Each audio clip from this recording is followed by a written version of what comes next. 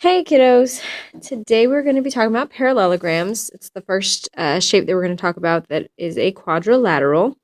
And remember, a quadrilateral has four sides. So, what is a parallelogram? It is a quadrilateral with both pairs of opposite sides being, yes, you guessed it, parallel. Hence its name, parallelogram. Okay, so as you can see here, we have PQ is parallel to SR, and you have that QR is parallel to PS. All right, so now looking at parallelogram opposite sides theorem that states if a quadrilateral is a parallelogram, then its opposite sides are congruent. So as you can see here, if we have parallelogram PQRS, then that would mean that PQ is congruent to SR. QR would then be congruent to PS.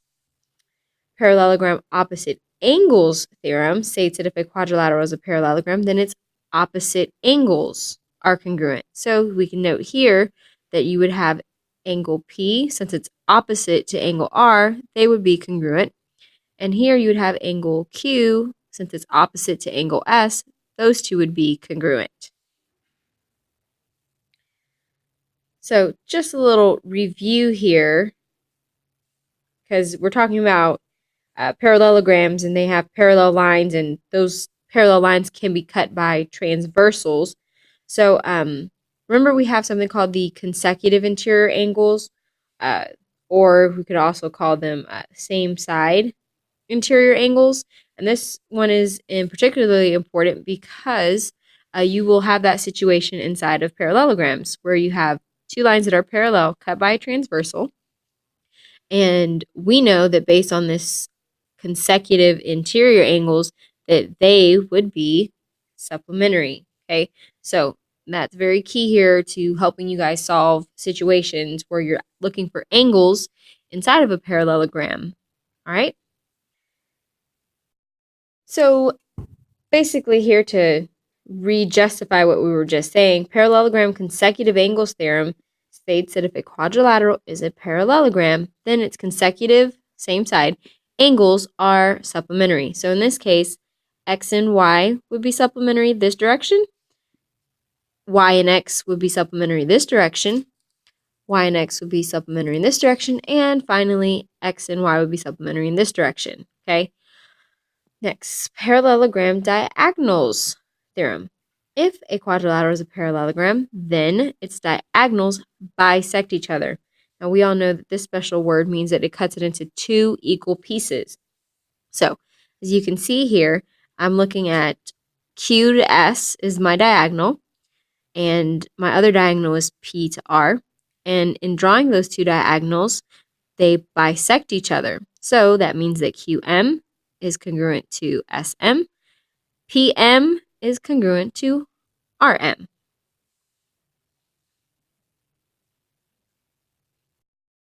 All right, so let's put all of that knowledge into use. So in this first problem, we have the parallelogram ABCD, and I know it's a parallelogram because I see that it has these two sides, AB and DC, marked as parallel, and I see that it has AD is parallel to BC. So I know it's a parallelogram, and there's actually a few other additional markings that I can make because I know my properties of parallelograms. So I'm going to go ahead and actually make these markings. There's just a few things that are going to help me solve this problem. So let's first look for X. So X I see is a side. It's a reference to AB. And there's something special about AB and DC.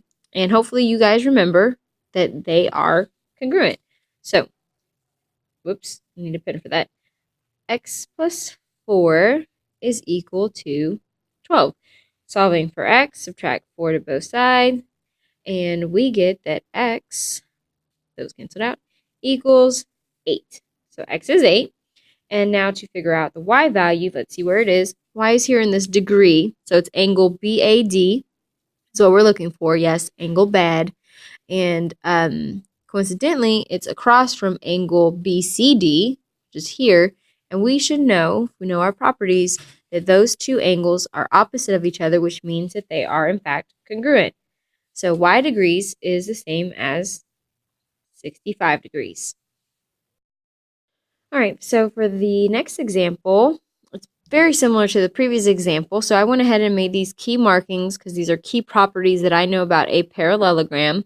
Okay, and I want you guys to, on your own, figure this one out. All right, so hopefully you guys were able to figure out that previous problem. Example 3. Now we're actually going to use our properties of a parallelogram to help us solve kind of a real life problem. Part of the extended arm of a desk lamp is a parallelogram. The angles of the parallelogram change as the lamp is raised and lowered.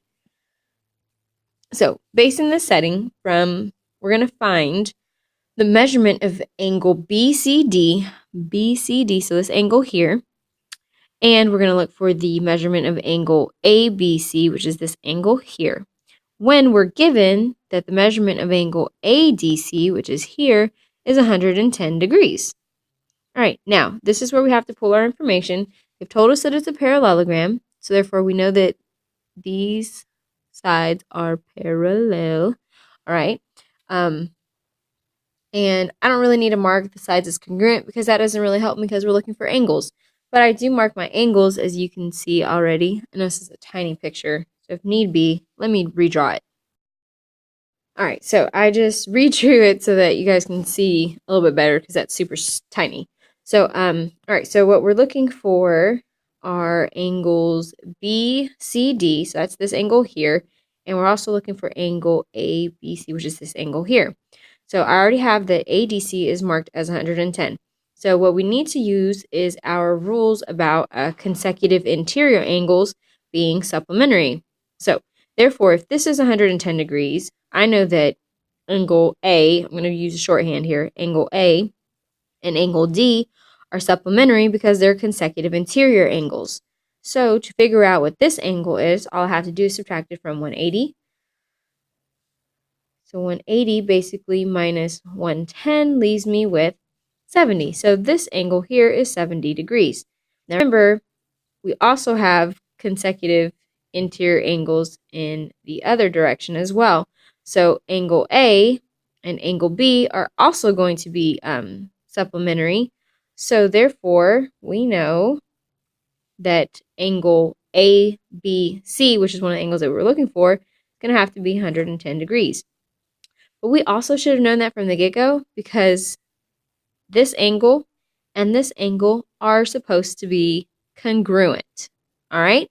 So for the last one, again, you can either use the rule where we know that opposite angles are congruent, or we can still rely on our consecutive interior angles being supplementary. Either one helps us get this answer, which is 70 degrees.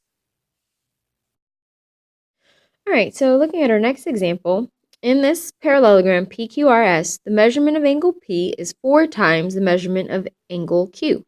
Find the measurement of angle P, label the parallelogram, show all your work. So basically here what I did was, because this was blank, I wrote out PQRS, so there's my parallelogram, and it says that P is 4 times Q. So I made QX, so therefore I made angle P 4x, since it's 4 times the size of Q. So we now need to figure out what that value is. Now, there's something special about the relationship between angle P and angle Q. Hopefully you recall, because this is a parallelogram, these two angles are consecutive interior to each other, which means that they add up to 180 degrees. So if I were to add them, I can make them equal to 180 to solve for x. So when I do that, I get 5x equals 180. And next step is going to be to divide by 5. Those cancel out. X equals 36. Now, coincidentally, x is the measurement of angle Q, so measurement of angle Q is exactly 36 degrees. Now, to figure out what measurement of angle P is, we do 4 times x, which is 4 times 36, and 4 times 36 gives us an answer of 144 degrees is the measurement of angle P. All right, so for this next problem, we're going to use a coordinate plane here, but before you actually draw it on the coordinate plane, okay, it says find the coordinates of the intersection of the diagonals of a parallelogram. It's like a tongue twister. LMNO without having to graph it first. So essentially what I did is I drew just a visual here, and what I'm looking for is where these two lines intersect. Now, what's special about the diagonals of a parallelogram is that they bisect each other. That means they meet in the middle, which basically means I need to find the midpoint of LN to MO. All right, so we know how to do that by using our midpoint formula. All right, so here's our formula. X1 plus X2 divided by 2, comma, Y1 plus Y2 divided by 2. So I have the points for L and the points for N, and all I have to do now is actually plug it in. So we would have 1 plus 6 divided by 2, and then on the Y side we have 4 plus 0 divided by 2, and that results in 7 over 2. And that would be 4 over 2, which is just 2. All right. And then if we do the other MO, you would get 7 plus 0 over 2, comma, 4 plus 0 over 2. And when we did that, you get 7 over 2, comma, 2. Well, what do you know? We have the same answer, which means the coordinates are 7 over 2, comma, 2. So now go ahead and graph it and check to see our answer is correct. As you can see, drawing the picture, it is at 7.5, 7 over 2, which is basically 3.5, and then up 2. All right, so this next problem is actually very similar to the previous. So without graphing, I mean, you can draw a little sketch if you need to of a parallelogram of S, T, U, V.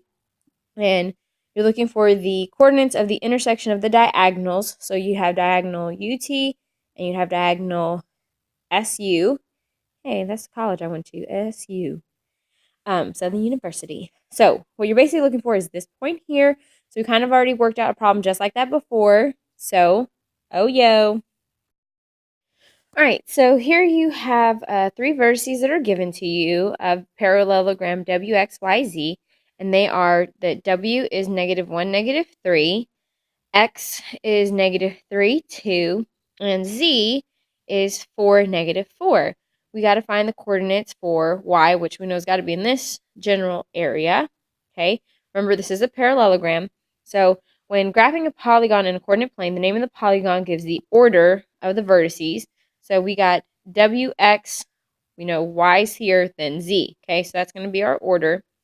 Now, another thing, or a few things that you should remember about parallelograms is that we know that the sides parallel to each other are also congruent to each other. So therefore, we know that this line would have to be congruent to this line here. So X to Y has to be congruent to W to Z. So basically, that's kind of like finding a slope here. So if we look for the slope here, we see from W to Z, you would go down 1 and over 1, 2, 3, 4, 5. So basically, you'd have to do the exact same movement from X, which means you go down 1 and then over to the right, 1, 2, 3, 4, 5. And that is where Y would have to go, because we know that W to Z has to be congruent to X to Y. So those points, those coordinates are 2, 1. So that's basically using the power of slope, rise over 1, run, to help us here. So this one is example A, so very similar to the previous problem. So you got 3 vertices again, A, B, C, D is the parallelogram. We have A is 2, 4, B is 5, 2, and C is 3, -1. And we're looking for the vertex of D. So I'm going to use my same concept as before of rise over run, but you got to do a little thinking here, because This time, if I'm looking from A to B, okay, I see it go down 2 to the right 1, 2, 3. Now you got to think logically here. So from C, if I were to go down 2 to the right 3, clearly that wouldn't make a parallelogram because D couldn't be there because I know I have to follow the order of A, B, C, D. So that wouldn't work. So technically here I actually would do the opposite. I'd move in the opposite direction of what my slope is from A to B. So instead of going down 2 to the right 3, I'm actually going to go up 2 and to the left 3. So up 2 to the left, 1, 2, 3. So that is where vertex of D would be to make this a completed parallelogram. So those coordinates are 0, 1. And that is all, folks. So ciao and do good. Be kind. Have courage.